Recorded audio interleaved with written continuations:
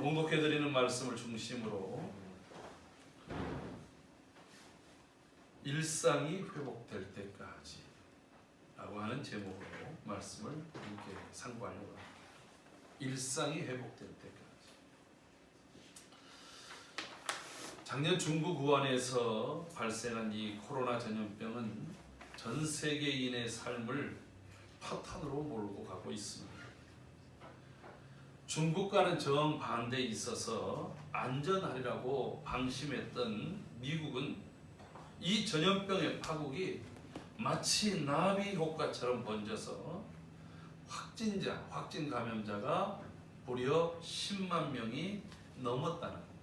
그래서 이게 중국보다 더 많은 숫자가 돼서 허리케인으로 바뀌어버리고 말았습니다. 그래서 지금 전 세계는 사람들이 전체가 공포와 두려움 속에서 휩싸여 있습니다. 이로 인해서 교통이 막히고 교역이 막히고 그리고 경제가 다 무너져 가고 있는 모습을 보게 됩니다. 지금 우리도 위기관리에 힘을 쓰고 있는데 사실 지금 삶이 정상적인 삶이라고 말할 수 없지 않습니까? 그래서 사람들이 고통스러워합니다. 칼럼에도 써놨습니다마는 한 아이가 이 코로나 방학 규칙이라고 하는 것을 이렇게 써놨어요. 한번 볼까요? 첫째, 주는 대로 먹는다. 두 번째, TV를 끄라고 하면 당장 끈다. 세 번째, 사용한 물건 즉시 제자리에 둔다. 네 번째는 한 번 말하면 바로 움직인다.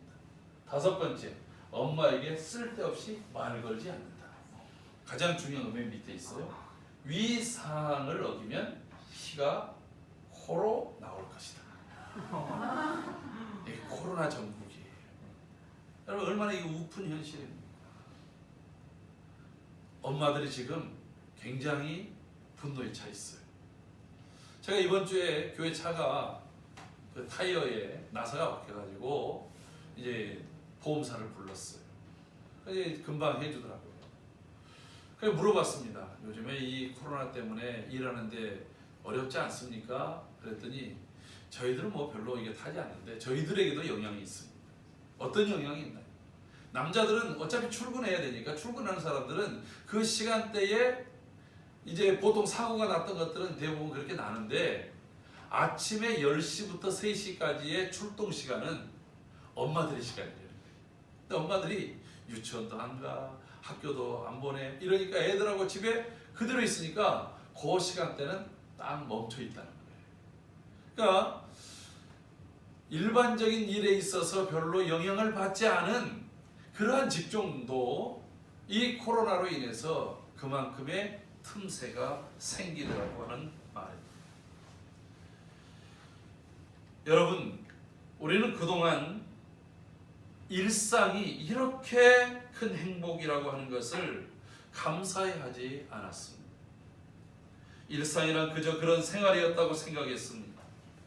그러나 지금은 이구동성으로 일상적이었던 삶이 몸이 건조한 것이 아니라 정말 우리에게는 큰 축복이고 행복이었다고 고백을 하고 있습니다. 사전적으로 일상이라는 말은 이런 뜻입니다. 날마다 반복되는 보통의 생활. 그래서 늘 항상 있었던 일들을 말합니다. 그때는 잘 몰랐습니다. 매일 아침에 눈 부비며 일어나서 겨우 몇 술에 밥을 뜨고 경쟁하듯이 출근합니다. 일에 치이고 상사의 눈치를 보며 온몸이 녹초가 되듯 일을 하고 지친 몸으로 집으로 돌아와서 잠시의 여유를 부리다가 잠을 청합니다. 간혹 친구들을 만나고 그리고 또 이 사람 저 사람 이 일 저 일을 하지만 또 주일이 되면 어김없이 예배에 나와서 하나님께 예배하며 봉사했던 것이 우리의 일상들이었습니다. 이런 일주일이 마치 다람쥐 쳇바퀴 돌듯이 계속해서 도는 것 같아서 이런 삶이 때로는 지루하다고 느껴졌고 뭔가 특별한 것을 찾기도 했습니다. 그때는 이것이 너무나도 당연했고 때로는 그렇게 지겨웠던 일상이 왜 이렇게 소중한지요. 속히 그날이 오기를 소원합니다. 그리고 그때는 그 일상에 대해서 우리가 좀 더 감사하는 마음을 가지고 그리고 일상에 충실한 삶을 살아가기를 주의 이름으로 축복합니다. 일상이 무너졌을 때 우리는 어떻게 해야 될까요? 지금처럼 사회적 거리두기를 하면서 평소와 다른 고립된 삶을 살아야 할 때는 우울해지기가 쉽고 삶의 리듬을 잃어버리기가 십상입니다. 이런 일에도 하나님의 선한 섭리와 허용이 있음을 고백하며 오늘 어떻게 살아야 할 것인지를 깨닫는 지혜를 배우는 귀한 시간이 되기를 소망합니다. 오늘 그런 사람으로서 에스라를 묵상하려고 합니다. 오늘 우리가 함께 묵상할 에스라는 이렇게 소개하고 있습니다. 학사 겸 제사장이었다라고 하는 것입니다. 학사라고 하는 말은 율법학자라는 말과 같습니다. 그러니까 그는 제사장 가문의 출신으로서 아주 뛰어난 학자였습니다. 에스라는 느부갓네살에 의해서 끌려간 유대인 포로의 후손으로 지금은 바벨로니아가 망하고 그리고 또 메데라는 나라도 사라지고 페르시아 바사 왕국의 아닥사스다가 다스리는 바사 왕국의 관리가 되었습니다. 에스라는 왕에게 구하는 것을 다 받을 수 있을 정도의 총애를 받는 사람이었습니다. 여러분, 왕에게 내가 뭔가를 구해요. 얘기하면 왕이 흔쾌히 좋다 그렇게 하고 들어줄 수 있는 사람, 그럼 얼마나 실세이겠습니까? 한마디로 출세한 사람입니다. 근데 이 에스라가 BC 537년 1차 포로 귀환이 끝난 이후 79년 만인 BC 458년에 2차 포로 귀환 때 예루살렘에 돌아왔다라고 성경은 말해주고 있습니다. 그가 예루살렘에 온 목적은 분명합니다. 관광이 아니었습니다. 자신의 힘을 발휘하고자 했던 어떤 정치적인 목적도 아니었습니다. 우리 다 같이 오늘 본문 10절을 함께 읽어볼까요? 같이 읽습니다. 시작. 에스라가 여호와의 율법을 연구하여 준행하며 율례와 규례를 이스라엘에게 가르치기로 결심하였더라. 아멘. 에스라의 목적은 분명했습니다. 그가 예루살렘에 돌아온 목적이 무엇입니까? 그는 제사장의 가문의 후손으로서 율법을 연구하고 준행하며 그것을 백성들에게 가르치겠다라고 하는 것입니다. 여러분, 그가 어디 출신이라고요? 제사장 출신. 제사장 가문의 출신으로서 제사장입니다. 제사장으로서 해야 될 바로 정상적인 삶이 바로 이 일이었던 거예요. 이 일을 하기 위해서 돌아왔다라고 말하고 있습니다. 우리가 이 시간에 좀 더 에스라를 한번 연구해 봅시다. 이것이 뭐 그렇게 중요한 일인가? 에스라 7장 5절을 우리가 읽지 않았던 본문인데 7장 5절만 한번 더 같이 읽어보도록 하겠습니다. 시작. 아비수아의 13대 손이요 비느하스의 14대 손이요 엘르아살의 15대 손이요 대제사장 아론의 16대 손이라. 아멘. 지금 누구에 대해서 소개를 하냐면 에스라가 누구냐 라고 하는 이야기를 하면서 그는 스라랴의 아들이요 또 아사라의 손자요 이렇게 이제 얘기를 쭉 하면서 그의 아버지부터 시작해서 점점 그의 조상들이 올라가는데 그가 어디까지 가냐면 아론이라고 하는 사람까지 가요. 아론은 모세와 더불어서 모세의 형제로서 출애굽했을 때 하나님께서 아론을 특별하게 구별해서 이스라엘 중에서 하나님을 섬기는 지파 레위 지파의 대제사장으로 그를 임명합니다. 그리고 이스라엘 민족의 모든 영적인 문제를 그의 어깨에 짊어지고 하나님 앞에 나가서 하나님께 중보의 역할을 하는 사람이 바로 아론 대제사장이었고, 제사장들의 역할 중에서도 제사장들을 대표하는 그러한 권위가 대제사장 아론에게 있어요. 이 에스라가 아론의 16대 손이다라고 이렇게 이야기를 해주고 있는 것입니다.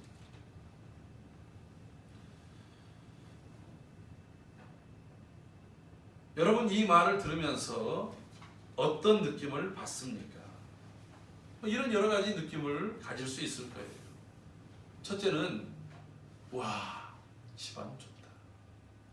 왜? 대제사장 가문에 적통으로 쭉 흘러내려오는 그런 가문을 말하고 있다고 하는 것입니다. 저처럼 한미한 가문의 출신의 사람들은 이런 조상들을 둔 사람들이 상당히 부럽습니다. 제 아내는 조선시대에 한때 쥐락펴락했던 권세가 한 명의 후손이라고 이야기를 하더라고요. 우리 조상을 찾아보면 뭐 이렇게 크게 역할을 하는 사람이 별로 없어요. 저하고 아주 친밀하고 제가 사랑하는 목사님 중에, 우리 노예 목사님 중에 이명재 목사님 계세요. 이 목사님은 태종 이방원의 아들 중에서 둘째 아들이었던 효령대군의 후손이에요. 그래서 이 목사님을 보면 뭔가 이렇게 뼈대가 있어 보여요. 뼈가 없는 사람이 누가 있겠습니까? 아침에 일찍 일어나서 항상 옷을 정져. 성도가 몇 명 나오더니 어쨌든 간에 아침에 커피 한 잔을 착 하고 새벽 기도. 그리고 그러한 자세를 늘 유지를 합니다. 그래서 말씀을 묵상하고 누가 보든 보지 않든 자기의 역할들을 충실하게 하세요. 어려서부터 이 주요 일간지의 사설을 늘 빠짐없이 읽어가지고 이 세상을 보는 식견과 눈이 굉장히 뛰어나요. 또 중문학을 이렇게 공부를 해서 중국에 대한 역사와 또 이런 동양 문화에 대한 것들이 아주 해박한 지식을 가지고 있어요. 이거 볼 때마다 참 귀하다라고 생각을 합니다. 에스라가 사람들이 보여질 때는 그런 아론의 후손의 16대 손으로 오면서 그런 풍모를 가지고 있었다라고 합니다. 근데 또 이렇게 반응할 수도 있어요. 두 번째로는. 그럼 뭐 이미 성전이 다 무너지고 망한 제사장의 가문이 무슨 소용이 있어? 그렇지 않습니까? 바벨론 때 바벨론에 의해서 예루살렘 성전이 무너졌습니다. 제사장들은 다 흩어졌고 그리고 또 포로로 끌려갔습니다. 끌려간 곳에서 무엇을 할 수 있겠습니까?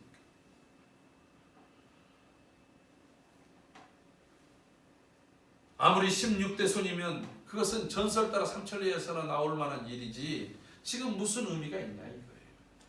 옛날 고리적의 대제사장이었지 지금 대제사장의 가문으로 뭘 할 수 있느냐라고 말할 수 있어요. 우리 주변에도 나도 왕년에는 이러면서 말하는 사람들이 얼마나 많습니까? 근데 지금은 아무것도 아니라는 거예요. 또 이렇게도 말할 수 있을 것입니다. 아니 이제 성전이 재건되어져 있지 않습니까? 그 재건시킬 때 에스라는 올라가지 않았습니다. 1차 포로기한 때 대제사장은 여호수아라는 사람이었습니다. 이 에스라는 현재 대제사장도 아니고 성전도 없는 이방 땅에서는 제사장의 역할을 아무것도 할 수 없는데 뭐 어쩌란 말입니까? 내 가문이 아무리 좋았던들 그것은 과거의 일일 뿐 현재는 아무런 의미가 없다라고 말할 수도 있을 거예요. 그렇습니다. 에스라는 그동안 바사 왕국에서 살고 있었습니다. 그는 지혜롭고 총명하고 정직해서 아닥사스다 왕국의 관원이 되었고, 뿐만 아니라 왕으로부터 모든 구하는 것을 얻을 수 있는 그런 총애도 받았습니다.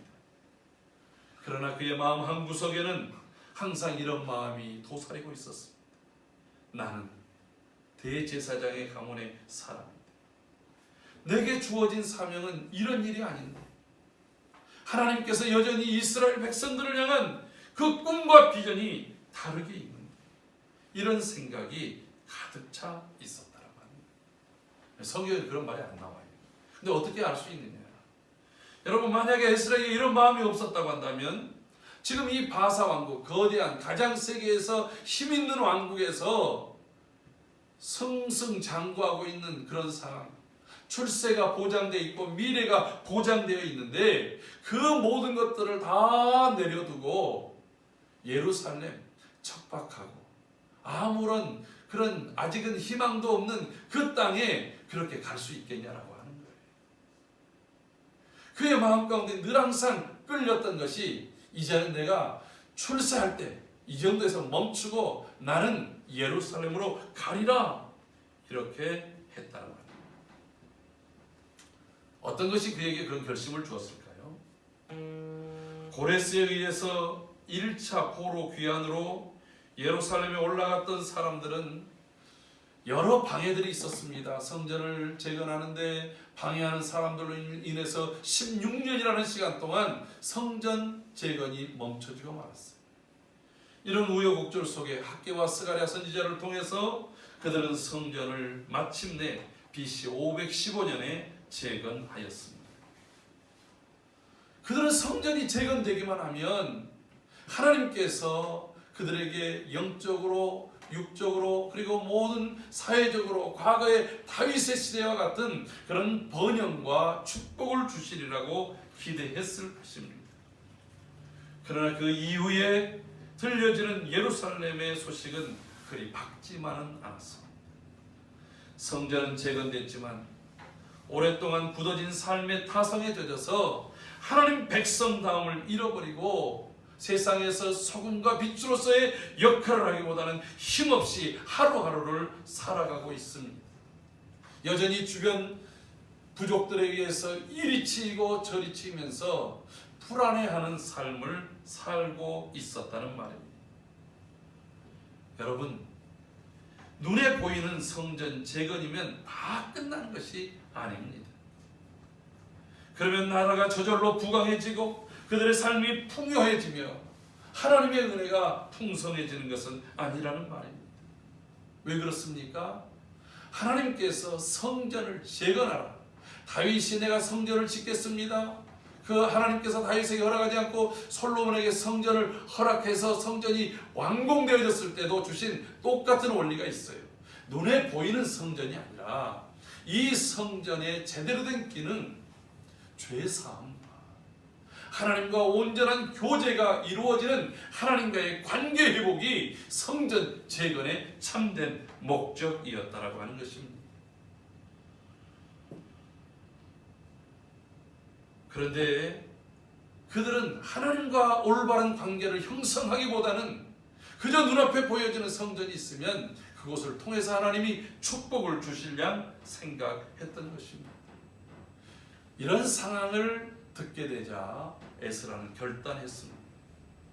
그 결단이 무엇이에요? 오늘 10절의 말씀처럼 내가 여호와의 율법을 연구하고 그 율법대로 준행하고 이 율법을 백성들에게 가르쳐야겠다. 그래서 백성들도 이 율법대로 하나님을 섬기고 하나님의 말씀대로 그들이 살아가도록 하나님과의 관계를 온전히 이어지게 해야겠다라고 하는 결단을 했던 것입니다. 여러분, 에스라의 역할이 무엇입니까? 에스라는 이런 결단을 행할 때에 아주 과감하게 자신의 모든 주의를 내려놓고 예루살렘으로 향했습니다. 그는 예루살렘에서 대대적인 신앙개혁을 일으켜서 이스라엘의 재부흥을 위해서 헌신했습니다. 물론 때로는 그가 가르치는 대로 사람들이 앞에서는 고개를 끄덕거리고 아멘하고 이렇게 받았지만 실제적인 삶에서는 타성에 젖은 대로 살았어요. 가장 대표적인 게 이방 여인들과 결혼해가지고 이방 문화를 집에서 그대로 답습해하는 거예요. 하나님을 믿는다고 하면서 이방의 문화가, 이방의 신이 함께 혼합해서 섬겨지는 그런 가정들이 허다하게 많았어요. 제사장들 중에서도 그런 사람들이 있었어요. 그러니 그들이 하나님과의 온전한 관계를 회복한다라고 하는 것은 너무나도 요원해 보이는 일들이었다라고 하는 거예요. 그렇지만 에스라를 통해서 대대적인 회개 운동이 일어났고 결단이 일어났고 또 이 예루살렘에 새로운 영적 부흥이 시작됐다라고 하는 것입니다. 여러분, 이게 에스라의 일상이 된 거예요. 에스라는 자신의 일상이 회복되면서 한때나마 이 예루살렘 안에 이 이스라엘 백성들이 정상적인 일상의 삶을 만들도록 힘썼던 사람.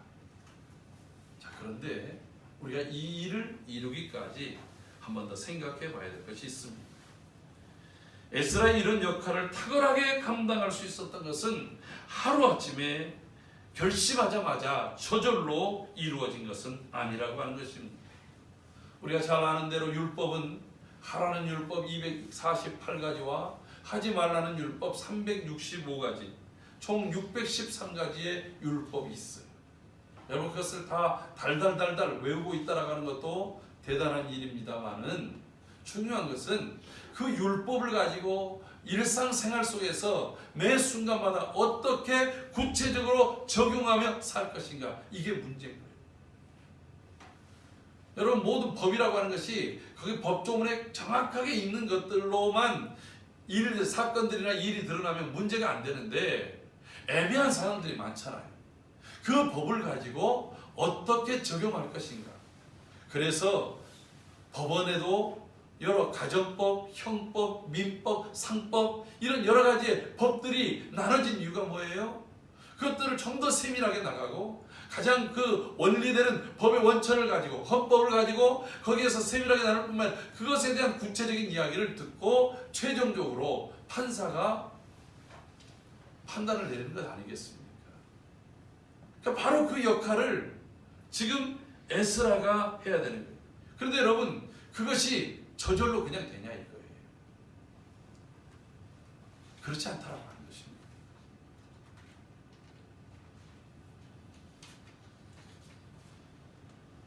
특히 제사장들의 제사를 수행하는 역할은 아주 세밀하고 예민한 부분입니다. 제사를 지낼 때 제물을 구별합니다. 흠이 없어야 됩니다. 그리고 그것을 이렇게 이제 안수를 하고 포도주로 전제로 기름을 붓고 그리고 이제 짐승을 잡아요. 근데 짐승을 잡을 때 대충 잡는 게 아니에요. 아주 날카로운 칼로 살과 가죽을 벗겨냅니다. 그리고 내장을 다 깨끗하게 그것을 또 제거해야 돼요. 뼈에 붙어있는 살들, 심줄들 이런 것들을 하나도 뼈에 남기지 않을 정도로 그것을 다 각을 뜨고 그것들을 분리해내야 됩니다. 여러분, 거기에 찌꺼기가 묻어있으면 그 제사 하나님 받지 않았어요. 그러니까 그 손놀림이라고 하는 것이 얼마나 대단하겠습니까? 저는 양을 잡는 것을 한번 본 적이 있어요. 목동이 양을 데리고 와서 양을 잡는데 양은 가만히 있더라고요. 근데 여러분, 염소나 소는 다를 것입니다. 그런 것들을 잘 제어하면서 또 하나님의 제사 예법에 맞도록 아주 정결하게 그 일들을 해가야 됩니다. 이 일들은 하루아침에 되어지는 일들은 아니라 무수한 연구와 연습과 연말을 통해서 되어지는 일들입니다.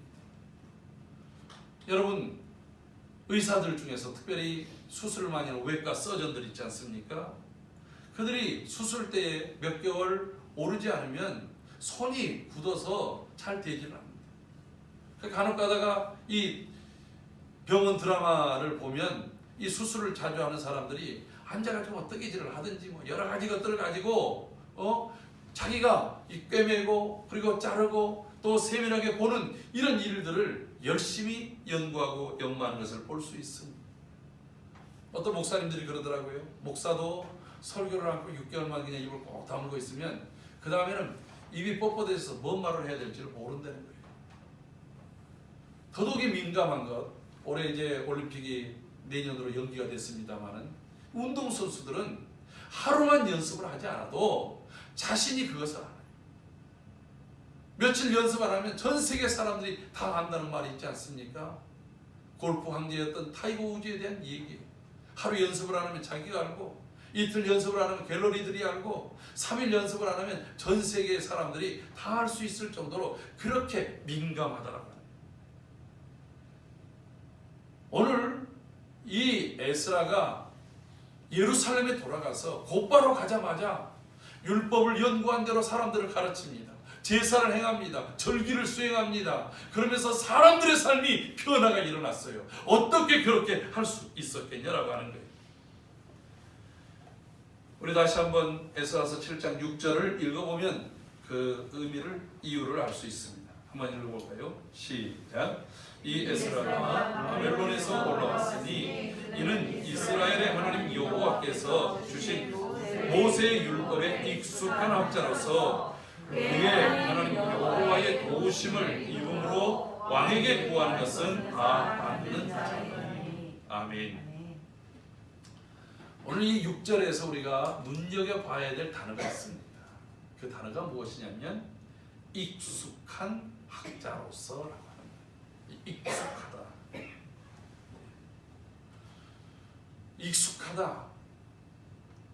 눈에 감고도 할 수 있는, 영어로 스킬을, 또는 늘상 사용할 때 쓰는 be used to 라고 하는 말과 같은, 다른 말로 얘기한다고 한다면 이런 말입니다. 손에 닳고 닳았다는 거예요. 한마디로 얘기하면 달인이라는 거예요. 간혹가다가 생활의 달인 이런 것 속에서 이 초밥집 46년 동안 초밥을 말았던 분들, 이런 분들이 나와가지고 다 이 밥을 이렇게 집으면 그 차이가 거의 없어요. 한 몇십 개를 이렇게 집었는데 그것을 이 PD가 밥알갱이 수를 전부 셌어요. 그랬더니 약간 반절 정도, 한 개 차이가 아니고 반결 정도, 그 이렇게 살짝 부서진 그 정도의 차이를 보이고 나머지 개수도 똑같고 무게도 똑같고 크기도 똑같게 집는 거예요. 이런 걸 달인이라고 합니다. 그분들은 딱 만지면 알아요.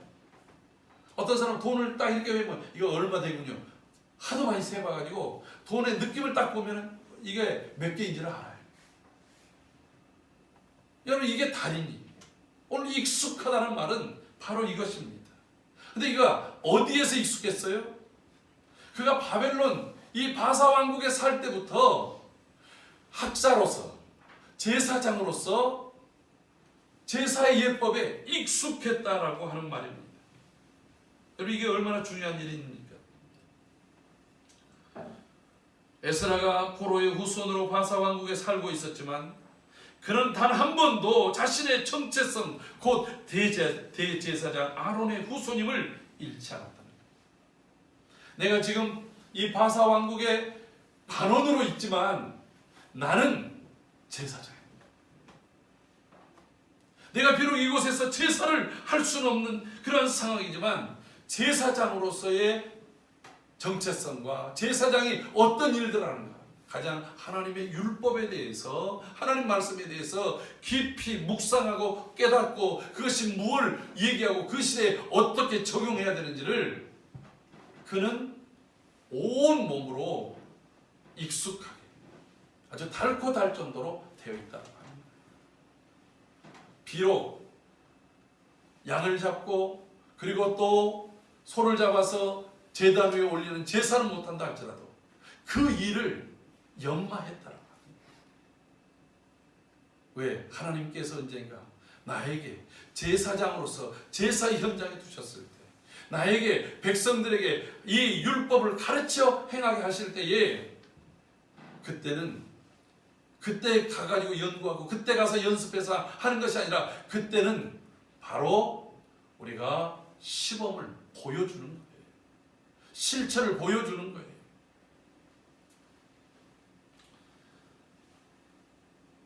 이것이 오늘 에스라의 모습이었다는 것입니다.